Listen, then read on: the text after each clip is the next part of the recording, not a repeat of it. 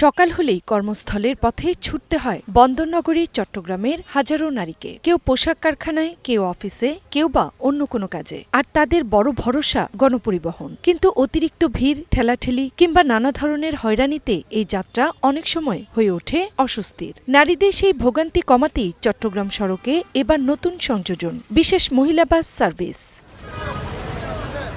দূর থেকেই নজর কাটছে গোলাপি রঙের বাস।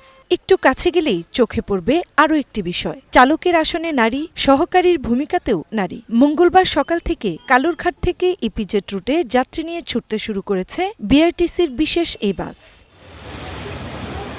শুরুতে রাস্তায় নেমেছে দুটি বাস, একটি দোতলা, অন্যটি একতলা। উদ্দেশ্য একটাই, নারীদের জন্য যাতায়াতটা করা নিরাপদ, স্বস্তির এবং আরও সহজ।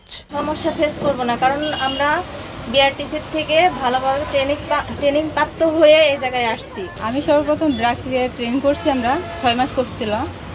প্রথমে ছিল হচ্ছে আপনার রাজবাড়ী ফরিদপুরে 3 মাস। হেল্পার বা ড্রাইভার ছেলে থাকায় অনেক সময় মেয়েদের নেয় না, ঠিক আছে। তারপর ওঠার সময় মেয়েরা ধাক্কা খায়, ইফটিজিংয়ের শিকার হয়, হ্যারাসমেন্টের শিকার হয়। যেহেতু রাস্তাঘাটে বর্তমানে নারীদের নিরাপত্তা খুবই কম, তো সেই ক্ষেত্রে আমি মনে করি যে এটি একটা ভালো একটি উদ্যোগ। কালুরঘাট ইপিজেড পর্যন্ত পথে পড়বে কাপ্তাই রাস্তার মাথা, বোদ্দারহাট, মুরাদপুর 2 নম্বর গেট, জিইসি, লালখান বাজার, টাইগার পাস, দেওয়ানহাট ও আগ্রাবাদ।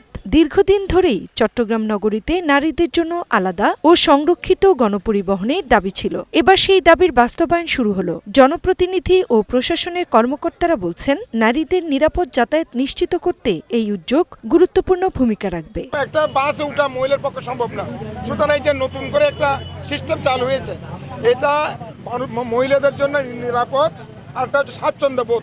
এই দুইটা জিনিস তারা কিন্তু পারবে। 100 ইলেকট্রিক ভেহিকেল কিন্তু আমাদের নারীদের জন্য যাতায়াতের জন্য তারা আবার নতুনভাবে দিবে। যখন আমরা আবার নতুনভাবে বাস পাবো, তখন আবার নতুন রুট নির্ধারণ হবে। সুতরাং এটি নিয়ে কোনো চিন্তার কোনো অবকাশ নেই। এখন আপাতত 2টি বাস, তবে চাহিদা বাড়লে বাড়বে বাসের সংখ্যাও, জানিয়েছেন বিআরটিসি। নগরের আরও গুরুত্বপূর্ণ রুটে এই সেবা ছড়িয়ে দেওয়ার পরিকল্পনাও রয়েছে।